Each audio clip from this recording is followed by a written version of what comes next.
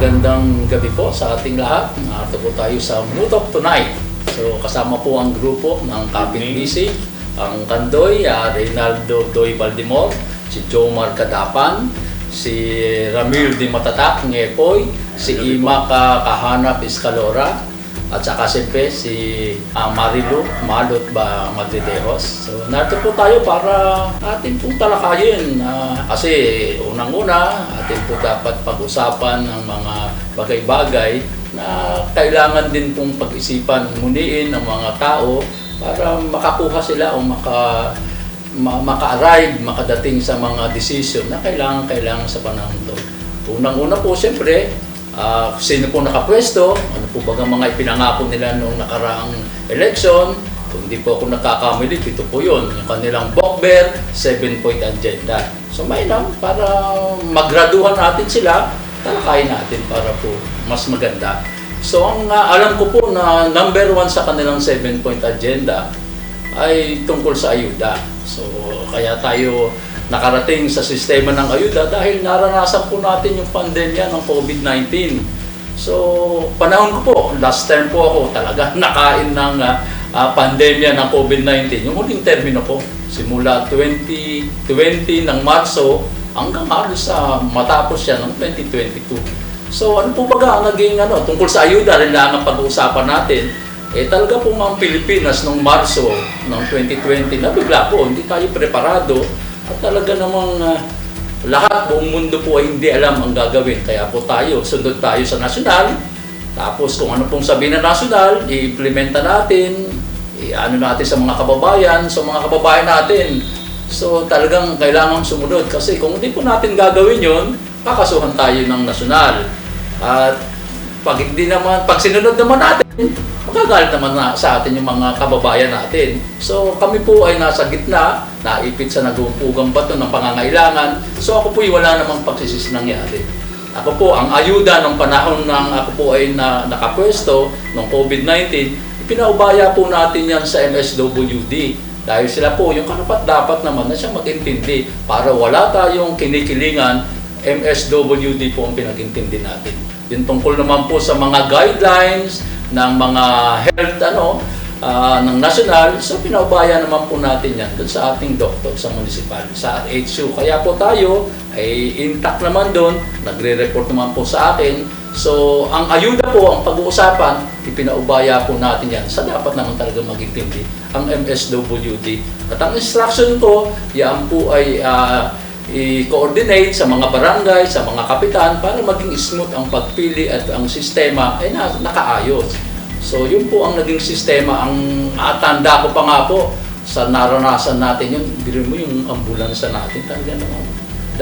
Yung isa lumang-luma at yung isa, tanda ko yun, 2005 pa yata yun Kung ako 2013, 2000... Yung pong photon. Yung photon. Ano lang 5 years ng palagay ko, lang yun. 2015 na, kung di ako nagkakamali.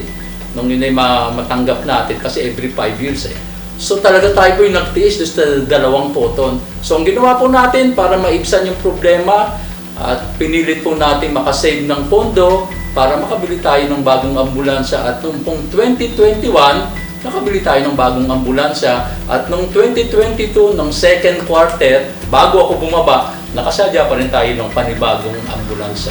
So tanda ko nga po, dating mayor nung pandemic, kami pa yung nagsusulat, kami pa yung nagbibigay ng mga requirements. So sa barangay niyo po talaga binigay yung para sa ayuda. So ano po kaya ngayon, kasi parang hindi po balita sa lahat ng mga taga-Paite kung ano yung sistema nila at mga proseso kung paano pinamimigay yung ayuda. Yun nga ang isang pinagtataka ko rin Nung time na talagang may pandemya, ang hirap talagang tanda ko, nagbigay ng 7.5 million ang national noong 2020. Yun yung tinatawag na Bayanihan Grant. Yun yung pinamigay natin na kung tutusin kulang. Talagang gumawa pa ako ng paraan para lahat ay mapagbigyan kasi masyadong hindi detalyado at talagang kulang. Kung babasihan yung yung kapasidad na binigay at yung bibigyan, kung ang nakulang, gumawa tayo ng paraan para magdagdag at ng lahat ay mapagbigyan. Pero ngayon ang swerte. Pero meron ng tupad, ang daming tupad. Meron pang AX, may food assistance, meron pang educational assistance at may bagong akap. Ngayon na pinagtibay, 26 billion. Pero talagang ang luwag. So, ang pag-usapan siguro, anong sistema? Anong bagang sistema ngayon? Dati tayo sa barangay, MSWD, paano ang pagpili ng mga beneficiary? May mga nababalitaan ako, magkakapatid na, mag-iina, makaklaro yan. Sila na ang sa barangay Bagadinaan para sigurado tayo na pag sa barangay yan dumaan, may screen nila at talagang parehas. Pero sa ngayon, hindi ko rin sigurado. Sino baga ang nagdidikta ngayon? MSWD baga? Paano baga ang pagkuha ng mga supporting documents sa mga barangay? Anong baga ng mga dumadaan baga sa barangay ang pagpili, ang selection o hindi? So, mahirap magsalita. Siguro naman, maobserbahan ng tao yan. At naobserbahan ng panahon ko talagang MSWD. Ngayon, MSWD baga o iba? So, ngayon po, napapanahon. Kumatin po ako kanina kasi may nagpasa ng link sa akin yung sa Sangguniang Bayan, may meeting, ayuda rin. Tinan mo, bukod dyan, meron pang 5 milyon na galing kay BBM para din sa ayuda. Bukod pa yung sa mga senador, bukod pa yung sa mga congressman, may mga ayuda, pondo. Kaya ngayon, ang luwag talagang, sana lang magamit sa tama. Baka, kasi mali ang timing mag-election, so kawawa naman yung tao, parang pinaglalaruan na hindi naman dapat. Sana ipasa na lang sa iba. Huwag nang pakialaman, amang tao ang makinabang. So yung kanina, yun yung matinding pinag-uusapan, yung sa Aliraya Lumut Watershed na share sa wealth. Kasi alam nyo, nung una nga, nagtataka ako, meron yung sinasabi pong may mayor na may lupa, di ko tayo sa Kaliraya. Ano naman lupa? Nilampasan pa natin ng San Antonio para San Antonio muna bago Paite. Baka yun yung sinasabi na watershed na nasa sakupan ng bahay ng Paite. Kaliraya, Lumut, Watershed. So yun po yung meron kasi tayong parte ng bundok. Tayo ko pa po yun na pinag-uusapan na inabot lang po talaga ng pandemic kaya hindi naintindi. Pero nung 2021 na last quarter, pinabaya ko na po yan kay sa ating assessor. Dahil katuwiran ko, ako gagraduate na sa ayaw at sa bunso ko, last term na po ako. So sabi ko, i-ready mo yan. At yung susunod, kung sino man ang maging mayor, ipasa mo sa kanya para maintindihan. Yung pong una naming pag-uusap nung sa Napocor, NGCP, ang naging usapan, napag-usapan, papatahan lang ang meron. Kasi yung pong ilog papatahan, yan po ay nagko-contribute ng tubig sa Kaliraya, kaya watershed. Sabi ko, teka, ayusin mo mabuti yan. Sasabi ko sa assessor, ayusin mo mabuti. Kailangan klaro. Ano baga yung nasasakupan, ano baga yung laki, at malinaw. Kasi nung una, sabi lang meron Sabi ko, iklaro natin. So, nung aking nire-research na, meron sa Alutay. Alutay, kasi yung pong tubig sa ilog papatahan is galing sa Alutay. So, dapat pati Alutay is kasama.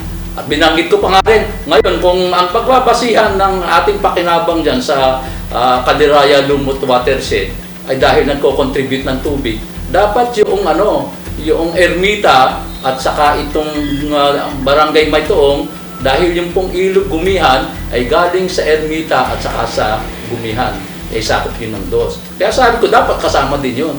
Kaya kung tutusin po, planchado na. Kung sino na lang yung susundot doon sa taas, kasi naiklaro na po ng assessor yung laki at saka yung batas na reference para habulin yung share natin sa Kaliraya Lumut Watershed.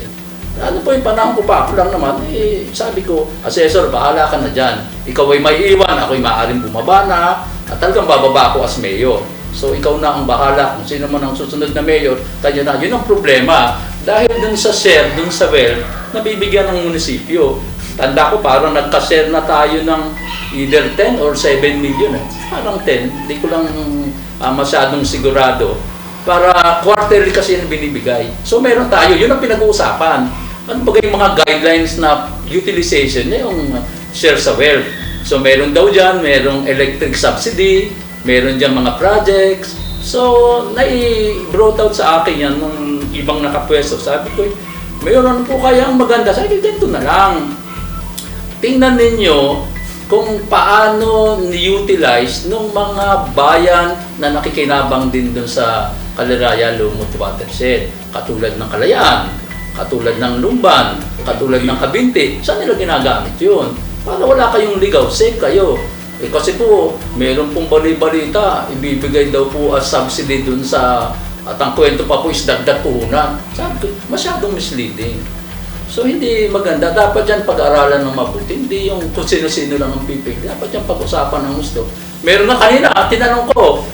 Sabi nung isa, kailan po kayo hilingan ng ano dyan, ng mga submission ng dokumento para ma-qualify kayo? Nung pong June last year. June last year pa. O tinanong ko yung sa SB, kailan naman sinabit yung supplemental investment plan, yung kasi yung papatukan ng Sangguniang Bayan para maging legal yung ano, yung kanilang pamimigay. Ay, nung pong December last year, nauna pa yung kariton kaysa dun sa Kalabaw, ano? Dapat po muna, inaskaso yung SIP. Kung okay na SIP, walang problema, saka nangalap ng mga benefits. At kung maaari, idaan talaga doon sa tamang sistema. Ay wala. Ay, pinaasa yung tao, bilhin mo naman June pa, nangihina. Ay di asang-asa na ibibigay nung that year, ay hindi na ibigay. Ay di ngayon naman ay bibigay daw ulit. Ay di kalap na naman, submit na naman panibagong dokumento kasi yung last year hindi na pwede. Kasi naiwan na, kailangan bagong taon, bagong dokumento. So ngayon to, pinapaspasan na yung SIP. Napatukan ng SB, ng Sangguniang Bayan, para binibigyan na sila ng authority na ipamigay na yun. So ang tanong, ay di, yun na nga ang nangyari kanina. Ang gulo talaga. Kaya po ako'y nakasulpot kanina, pinaliliwanagan ko yung both side. Sabi ko, kahit yun ay napatokan ng Local Development Council, kailangan pa po yan dumaan sa authority ng, kailangan po with consent, with authority approval ng Sangguniang Bayan. Kasi kung hindi po yan papatukan ng Sangguniang Bayan, hindi po pwede. So yun, nagkakamero, alam niyo naman, mag-election. Mali ang, sa akin po mali ang timing. Kahit ikaw, bibigyan mo isang sektor lang, paano ibang sektor? So napakahirap desisyonan. Kaso lang, yung isa, pinaasa yun sila, o asang-asa na yung mga tao. Ngayon, medyo questionable. Nakita ko nga iba. Yung isa nga, bago ako umalis, nagtaas ng kamay. Paano po kami mga taga-talipapa? Ang bibigyan lang po mga taga-palengke. Hindi. Yan. Maraming dapat i-consider. Ang inaalala ko lang po, pag nagbigay ka sa isang grupo, lalong lalaki yung problema. Paano yung iba? Paano yung iba? So, ang sabi ko, kailangan na maging decision dyan. Hindi ko naman pinakikila. Kailangan lahat ay nakangiti. Pare-parehas. So kung ano man ang kalabasan ng kanilang pag-aaral doon, nasa kanila po kasi yung power. Tayo lang mag-suggest lang, pero ang decision po niya nasa Sangguniang Bayan. Pag pinatukan nila, okay. Mayor, balikan ko lang po yung sinasabi sa ano po natin sa Caliraya, sa Lumut. Ano po yung pag-aari po ba natin o tayo may kabahagi? O ano po ang sistema na inanong sa share doon? Ano po ang... Kasi po, yung iba po nagtatanong kasi pag sinabing pag-aari, di ba? Paano po nangyari yun na pag-aari po natin? Ay, Ano po yan? Yan pong Caliraya Lumut Watershed, yan po ay naging batas. Yung sakop na yun, yan ay watershed na, protected area, na hindi pwedeng ariin ng sino man. So, kaya nga po, nung makipag-coordinate sa akin ng NGCP, sabi niya, Mayor, ano po, sisimulan na po naming pangalagaan ang mga watershed. Doon ko nalaman na, may watershed kami. Opo, kaya ganun nga. Kaya po hindi yan pwedeng ibenta, hindi yan pwedeng tituluhan. Yan po ay hindi alienable disposable, yan po ay protected ng batas ng Caliraya Lumut Watershed. So, yun po yung binanggit sa akin. Kaya sabi, ganun pala. So, hindi pwede. Assessor. Kasi yan po sila, nakipag-coordinate sa assessor. Kasi nag-sign ng MOA ang NGCP at saka ang Climate Change Commission, na ang Climate Change Commission ang siyang mangunguna para sa tree planting sa mga watershed. Kaya hindi kayo nagtaka, nagkamera ng tree planting ang dyan, ang Climate Change Commission. Panahon ko pa po yun, nakaplano na.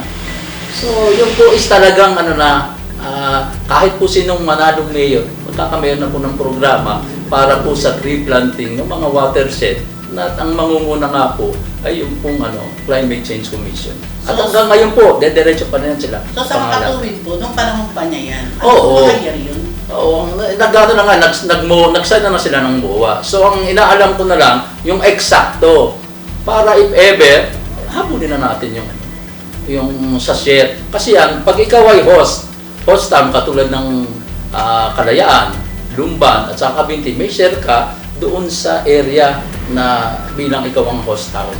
So kung merong certain lot tayo o portion ng lupa, i-kekwentahin yan. Base doon sa kabuuan, siyempre, maliit sa atin, maliit din yung share. Kung malaki ang Kalayaan, mas malaki yung sa Kalayaan. So, yun po ang nangyari. So, yung sinasabi kanina, pinapangako na naman, pinapaasa na naman yung mga tao. Hahabulin daw niya yung simula ng panahon na masimulan yung Kaliraya, Lumuto, Aterset. Minsan lang, nakakasama ng loob. Tignan mo, bukod tangi daw lang siya ang mayor. Nilampasan na si Canuel na 5 terms ang naging mayor. At siya naging admin siya. Sasabihin niya siya lang ang magaling. Huwag ganun. Hindi maganda. Kung sino man, tiyempo mo, salamat. Kung naasikaso mo yan, pero huwag mong maliitin naman yung mga naunang may respeto. Bigyan natin yung respeto naman sa mga dahil kung mawawalan ka ng respeto sa mga nauna sa iyo, hindi ka karapat dapat sa pwesto.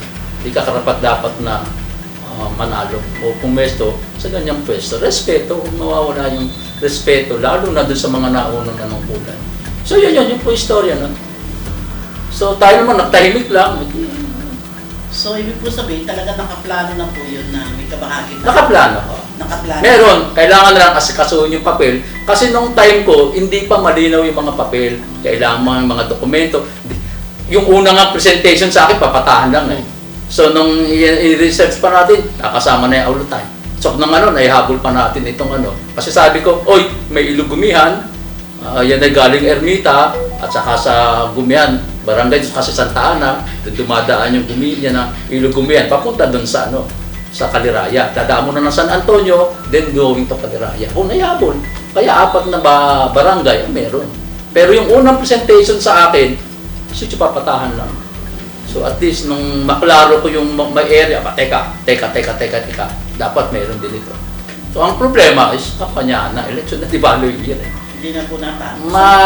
Saka nag-pandemic eh.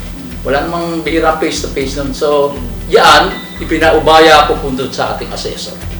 Nagkataon naman atin netizen, nag-retired, sinampot naman ng bago ngayon, kaya nagkameron pa sila ng adjustment. So, yun po yun. So, yun na nga yung pinagtatalunan na share, yung ibibigay doon sa electric subsidy na ang ginamit nilang term ay dagdag puhunan. Kaya nagkakatiba-tibal yan. So, misleading dagdag puhunan. Dapat, kung electric share yan, subsidy, laro, ay wala, dagdag puhunan. Kaya, nagkakalituhan sila. Wala naman pong dagdag puhunan na pinurward sa amin na yung pala, yun yung subsidy sa electric, consumer electric share. So, yun po yung naging So, sabi ko, napakahirap. Kasi 4 million. Eh, ang gusto nila, 2,000 katao ang bibigyan ng 2,000. Eh, mag-e-eleksyon. Siyempre, sa taong marunong, ba't naman? Teka naman. Paano yung iba? Eh, maraming katanungan. So, sa akin, nasa Sangguniang Bayan na ang decision dyan, sa kanila na yung SIP, kung papatokan nila, eh, nasa kanilang pag-aaral na yan. Respeto ko naman kung ano nila, kung ano maging disposition. Sana lang, maging maayos at lahat ay nakangiti. Walang katulad nga nung kanilang ipinangako, pantay-pantay, walang mahirap, walang mayaman. Mayor, tanong ko lang po, di ba nung panahon na siya'y mayor, tapos po kayo naging konsehal din naman ng Mumbai, tatanda ko po kasi, di ba iba, ang center 24 hours. Kasi po yun po yung ngayon ay parang hindi 24 hours. Alam mo kasi yung 24/7 na RHU, ang ganda yan, ganda. Ang project ni Canuel yan. At na magandang project yan. Kaya sinundan ko at saka sinuportahan ng gusto. Talagang napakalaki ba. Biruin mo, ang sistema ay talagang na doon. Ano ba, masama pakiramdam mo, punta ka ng RHU. Meron naka-assign doon. BBP ka. Pag medyo hindi maganda pa ang BP mo, pagpapahingahin ka. BBP ka uli maya-maya. At pag maganda na kasi okay na po kayo. At kung hindi maganda yung BP mo, natin yung ambulansya, i-coordinate ka na kung saan dapat dalhin. Opo, 24/7 po yung 2016 to 2017 nandun po ako sa... To 2018, nasa RHU po ako. 24/7. Inabot ko pa yun Tatlong hanggang shift. August 2022. Ayun, 24 hours. 24/7. Oo, 24 hours. Then after that, hindi ko na alam Tayo naman ganun, pag maganda yung project, ayos tuloy natin. Yun na may para sa bakit tao. hindi na siya operating ng 24 hours. Natatandaan ko pa, talaga doon ako sa opisina natutulog eh. Mayroon akong CCTV doon, mayroon isang camera doon sa harap ng center, tapos may two-way radio pa ako na base doon sa ulunan.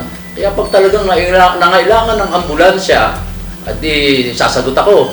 Makikita ko naman sa CCTV na nandun yung ambulansya, o nandun yung ambulansya, sige, pumunta na kayo. Pag wala, naku, wala yung yung ambulansya, baka may niyahatid. So, malaking bagay talaga. So, katulad nga ng nabanggit ko, nitong nagpandemya, hirap na hirap tayo sa ambulansya.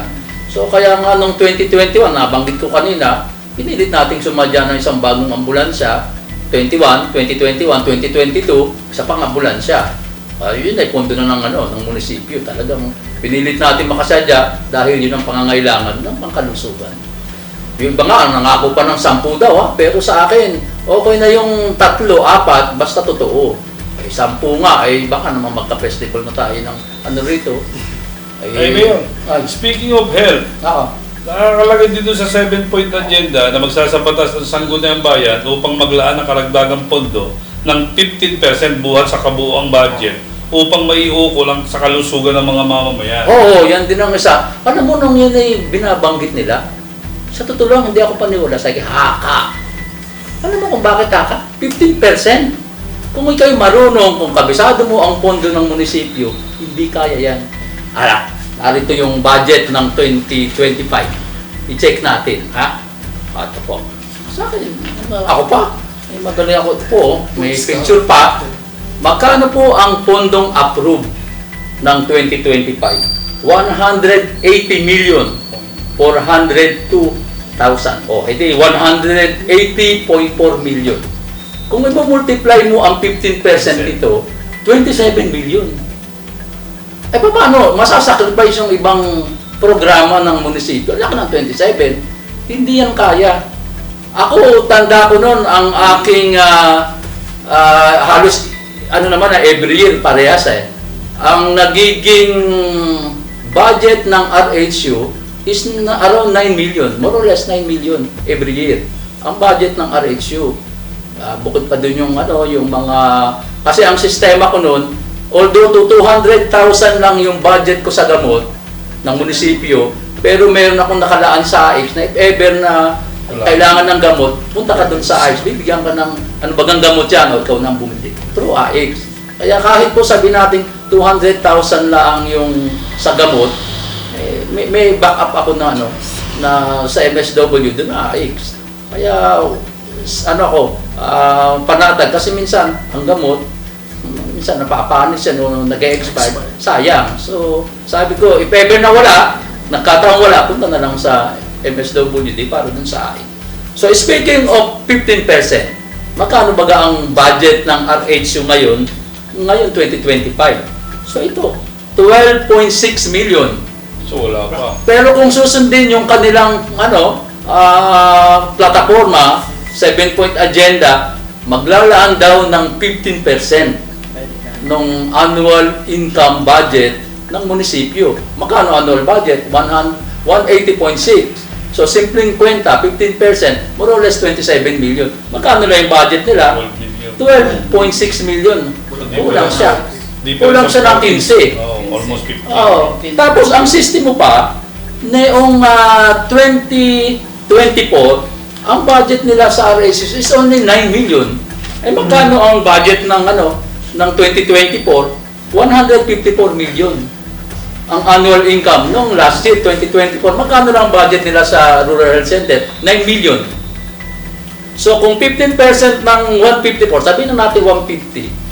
15% ng 15 plus 75, edi 22. 22.5 something more or less. Ang kanilang budget lang is 9 million.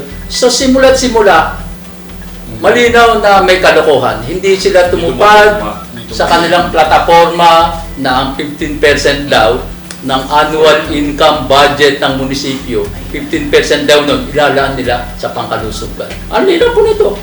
Kaya lang sila tumaas nitong nitong this year lang tumasa from 9 million, sunod-sunod na yun, no? 2024, 2023, 2022, 9 million lang ang budget ng ng RH. Tumaas na ngayon ng maging 12.5. Alam mo kung bakit tumaas? Nagmagaling sila sa gamot. Biro mo, ang dating pondo ko sa gamot noon is only 200,000. Nung sila pumalit, naging 400. So, yung 2 years, 2023, 2024, 400,000 yung kanilang budget sa gamot. Ngayon, biglang tumaas. Nagbawi sila. Asaan dito yan? Yan, naging 2.5 million ang laan nila sa drugs and medicine expenses. 2.5 million from 400, ha? So, maganda. At least, nadagdagan ang system mo. Bakit simula nung January, ngayon United Quarter na, wala pa silang nabibiling gamot?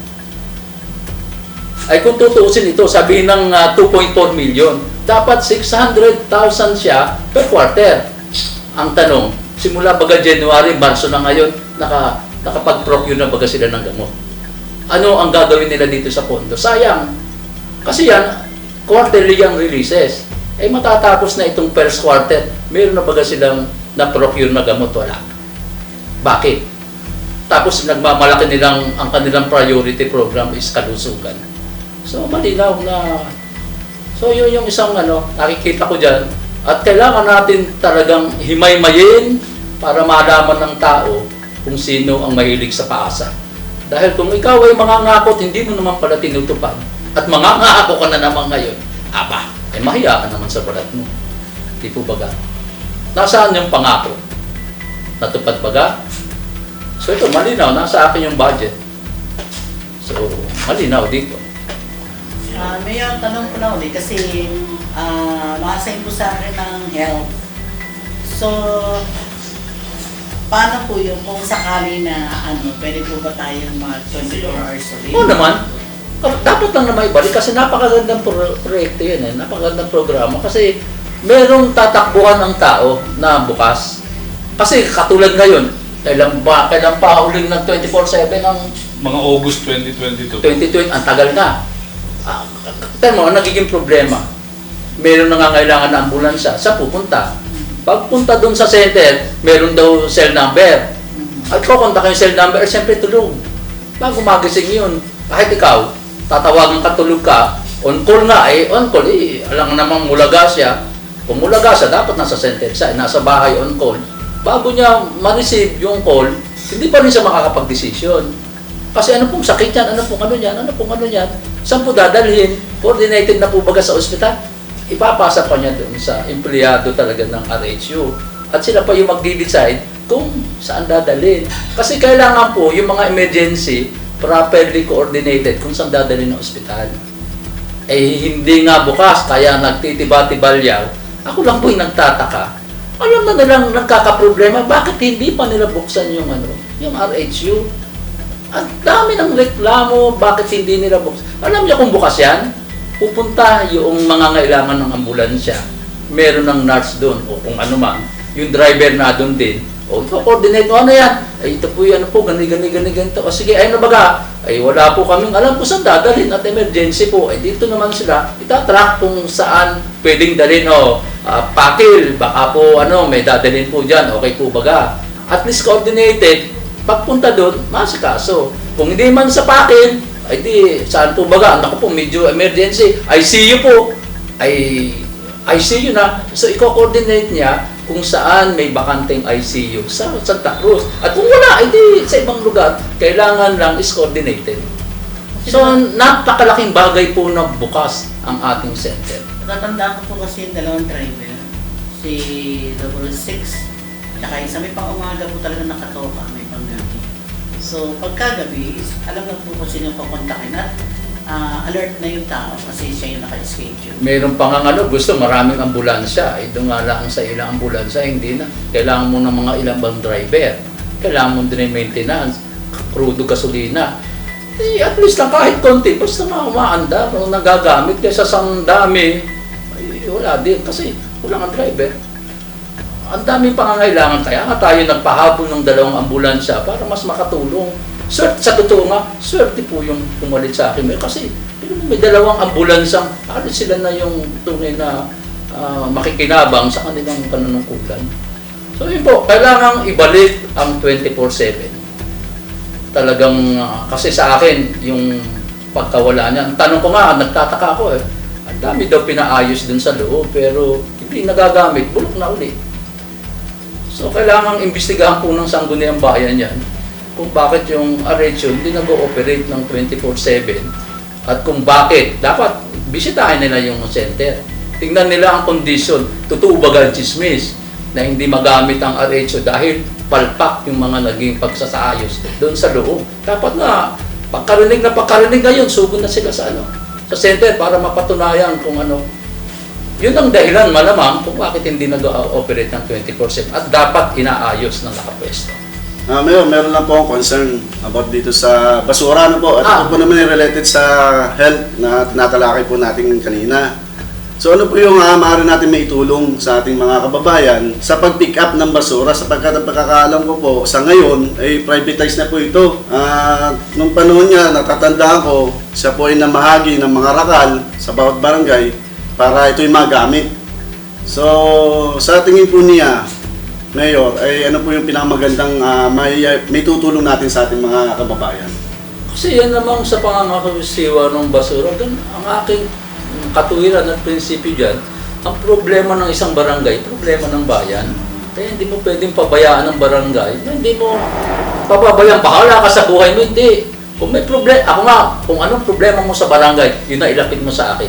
Huwag mo ilapit yung hindi problema, ilapit mo sa akin, Mayor, may problema, ano yun? At tutulungan kita dahil ikaw ay parte ng isang bayan. At yung pondo ng bayan, kasama na yun sa barangay. Ano ba nag-sistema natin nun? Kita nyo naman, malinis ang Paite nung time na yun. Ngayon, ay tao na mag-observe. Alam mo yung magandang reliable person na makapagsasabi kung malinis ang bayan ngayon kumpara noon, mga balikbayan. Mismo sila lang sabi, yung dumi ng mga ano ba nangyari? Kung wala po tayo ngayon. Bakit nung tayo masarap umuwi? Ang ganda, malinis ang ilog, may isda. Ngayon, talagang daming basta ako wala. No comment po ako dyan. So ang dyan, tulungan ng barangay. Alam mo kasi ang liit lang ng bayan ng Paite. Barangay nga lang ito sa isang lugar. Sa ibang bayan, barangay lang. Magtataka ako kung bakit. Kasi masyadong hinihigpitan. Hinihigpitan ng barangay na para bagang empleyado mo na pag hindi kayo sumunod, wala, bahala ka sa buhay mo. Dapat tulong. Ano ba ang problema ninyo? At hindi kayo makasunod. Mayor, kasi po ganito, hirap po yung ibang mag-segregate at naghahanap buhay nga naman, ganito. Napakasimple ng problema. Yung ginagawa natin. Kasi may sistema, yung mismo nangungulekta ng basura, sila yung nagsesegregate. Kung sa bahay ay segregation at source, meron yung nangungulekta ng basura, binabukod-bukod, kailangan lang din magkikpit. Tapos dalhin sa transfer point, segregation ulit. Pagpunta ng landfill, segregation ulit. So damihan na lang yung empleyado na magsesegregate. Huwag nang pahirapan ng barangay kasi ang problema ng barangay, damay din ng bayan. Tulungan, magtulungan. So ibig sabihin po huwag pahirapan ng barangay. Ibig sabihin po pala, Mayor, hindi wag po natin iasa sa barangay lamang. Huwag tulungan. Ano po yung problema? Ano kasi suportahan ng ating ang bawat barangay may kanya-kanyang sistema ng problema. Hindi naman lahat ng barangay pare-pares ng problema. So alam mo, ano bang problema nyo? Tinan mo nangyayari. Dahil walang nangungulekta, tinatapon na daw sa bangbang yung mga niyahagis na. Yung iba, sinisikan na. So, pinakadala dyan, kolektahin. At maglagay na lang ng assign, damihan na lang natin yung magsesegregate. Ayan, para pakinabangan yung ano. Kasi, ang purpose ng proper segregation ay dahil sa health. Ngayon, kung yan may nagkalat sa bayan, ay di health, kung ano din, related din yung magiging problema dyan. Health na. Oo, health na yun. Hindi na health. So, kailangang malinis ang bayan para ang komunidad is malusog. Ay mahigpit ka nga sa segregation, nagkalat naman yung basura. Sumusunod nga kayo sa segregation, saan tambak ang basura? Dahil no segregation, no collection. Tulungan! No segregation, sige doon. Ikaw, kapitan, ilalagyan ka na isang pwesto, doon mo dalhin yung tao mo, doon mag-segregate. O kaya, by barangay, mayroong segregation doon sa taas, segregate nyo doon. Kesa maipon ng basura dito sa baba. Sana lang, napag-uusapan naman yan. Kaya ko lang masasabi, kasi nung time ko, maayos naman Maayos naman. Sasabihin nila, ang dumi ng iyong landfill. Ay, landfill yun. Pero yan, tinatabon na namin every quarter. Sa totoo na, mas ano pa ngayon, mas alaula pa nga ngayon. Bihirang-bihirang magtapon ng lupa. So may pick-up point po kada Sa barangay tulong-tulong, oo, yan. May pick-up Systematic. point, oo. Kaya nga yung rakal, ayun sila, maayos. Malinis din naman yung transfer point. Bago dali sa transfer point. Ano lang, system. Yung pag ano natin sa plastic, kasi nung panahon ko po ay medyo nagigpit talaga sa plastic. Pero Rizal Cement doon, tayo, meron tayong mawawitan. Oo, ano naman po, ang obserbahan naman natin na nabawasan po talaga yung basura. Kaya Sa totoo lang naman, tingnan nila yung landfill na yun. Rumble din naman ng basura, hindi naman segregated. kaya po yung Pumunta paggamit ng sila. plastic kasi Meron din namang bako doon, hukayin nila, makikita nyo. Halo-halo ang basura, hindi sila segregated. But, God, dyan din ako galing. Kaya, hindi mo kayang perfectin yan. Kailangan lang, sistema lang natin. yung system. Ang importante, malinis itong kabayanan. Mayor, yung tanong ko tungkol doon sa ilog. Simula po ng maupo ang ating mayor ngayon, yun po ba na lakuan na napansin malang na sa tuwing na bumabagyo o napalilinis na sila? Alam mo, no, sa totoo lang, pet project ko kasi yung ilog. Kasi ang ilog talaga, ang sumasalamin sa kalinisan ng bayan. Talagang yan ang babasihan kung talagang malinis ang bayan mo, yung ilog, yung kanal. Kasi katulad, talagang sabi nila, palinis ka ng palinis ng ilog, eh, sayang lang. Paano masasayang? Eh, pag binigyan mo ng pahalaga, importansya ang ilog, ang mga tao, gagawin na rin, bibigyan din nila ng pahalaga.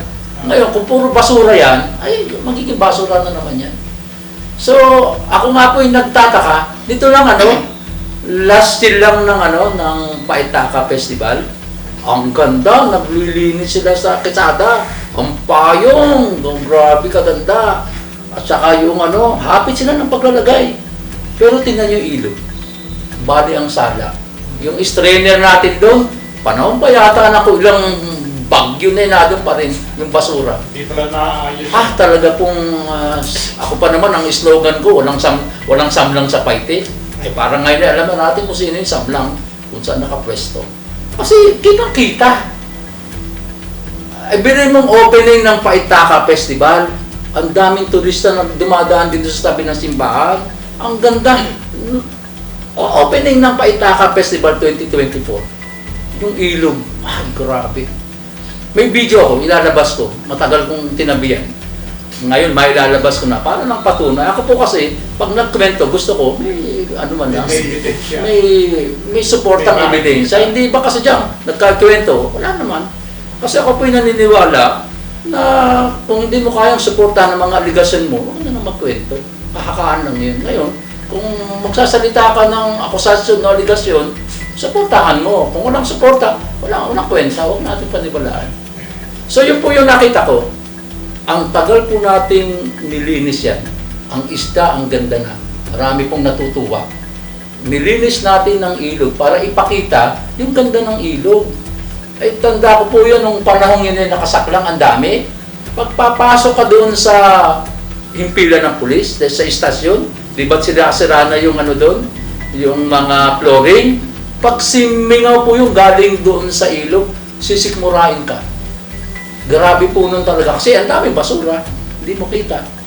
Kaya nung matanggal natin yun, ang ginawa na ng sarap ng pakiramdaman, masarap mga malamig ang hangin, at maluwas ang tingin, maliwalas. At mga libangan ng mga bata. Kasi ang ating target, ang bayan ng Paite, simula, turismo ang ating ikinabubuhay. Malaking bagay po ang turismo. Sabi nga natin, sa bayan po ng Paite, turismo ay kabuhayan. Kaya pilit po natin pinapaganda yan para mas maraming pumunta na turista sa ating bayan. At pag sila umalis, through mouth, ipopromote nila yung Paite. Kasi pag pumupunta sa bayan ng Paite ang mga turista, bumibili yan. Pagkain man lang, o kaya yung mga souvenir item. So, importante, mapapunta natin ang mga bisita, lokal man o pang ibang bansa, na makarating sa bayan ng Paite para, paano mo makukumbinsi kung kada dumi ng ilog mo? Nakakahiya. Kahit nga sa bahay, pag madumi yung iyong kanal dyan sa labas, ano ba naman ito? So, doon mo makikita kung gaano kalinis ang mamamayan o ang pamayanan sa ilog. Di ba ka, Ima? Speaking of ilog, Mayor, naku, nakakalungkot na yung dating pinapangalagaan natin na ilog para makita ng lahat yung ganda natakpan na naman, Mayor. Pati yung ating simbahan na national historical landmark at national treasure ng maituturing tinakpan na naman ng structure na parang hindi naman kailangan talaga, Mayor. Kaya Yun ba isang pinagtataka ko lagi? Tayo, no? Pag tayo gagawa ng isang proyekto, meron tayong perspective. Inilalahad muna natin sa tao through Facebook. O, po, maglalagay tayo ito, tatanggalin dito, ganito. Kasi gusto nga natin makita yung ganda ng simbahan. At yun ang talagang treasure ng Paite. Napansin ko lang yung yung nakapwesto ngayon, wala mo lang perspective. Magigitla ka lang, may tinatayo. O, biglang tinanggal yung lampos. Akala ko naman yung lampos tinanggal dahil sa pagsunod dun sa obstruction. Kasi alam nyo, yung ruling nila ng obstruction nung time ng DLD, nung kinwestiyon ako, gutter to gutter. Lahat ng nasa loob ng gutter to gutter, obstruction. So nung kinwestiyon nila yung lumang lampos, nagdalawang isip, kasi respeto kay Canuel, at saka doon sa mga balikbayan na nagtunit, sabi ko, pasensya na po kayo, hindi ko po kayang gawin yan. Respeto doon saan, pasensya na po. Kaya nung tinanggal, sabi, tinanggalin lang po, naku, mukhang talagang susunod compare na sila doon sa ruling ng road obstruction. Kaya sabi ko, wala tayong magagawa. Talagang ako lang talaga nanindigan, hindi ko alisin. Kaya ako po'y nagtaka nang biglang may itinatayo na namang mga bagong lampos. At ang siste, kung yung pwesto ng dating lampos na mas matibay, mas unique, ay yung po'y malapit na sa mismong gutter, ay itong sila, iniangat pa para wag sumala, nadumpa sa iba ay obstruction. Maaaring maganda, pero ang katuwiran ko po, kaya natin pinaluluwag ang bayan ng Paite, darating na po yung in anticipation po yan ng road widening ng highway. Pag lumawak na po, nag-widen na ang highway, marami na pong sasakyan ang dadaan at marami na ang papasok sa bayan ng Paite. Bakit pa natin lalagyan ng lampos? Kung magiging istorbo lang yan, napakatibay pa naman ang ipinalit na lampos. Isang tuon mo lang, wala na. Wala talaga. Ay, 4 million yun. Hindi ko pa nga alam po ilan, 4 million. Alam niyo baga kung sino ang nag-design? Ang ganda ng design, kayang pang i-repair. Nandiyan lang yung magre-repair yung fiberglass. Kaya pang pagandahin yun. Mas matibay yun, mas menos. Sayang, mas maraming doon, mas maraming. At saka ang isa pang siste, nasaan na? Hanggang ngayon, hindi sinasagot kung nasaan na. Yung iba, siyempre may natira pa, ay sauli dun sa, inalbor na, amin yun, kukunin ko yung amin.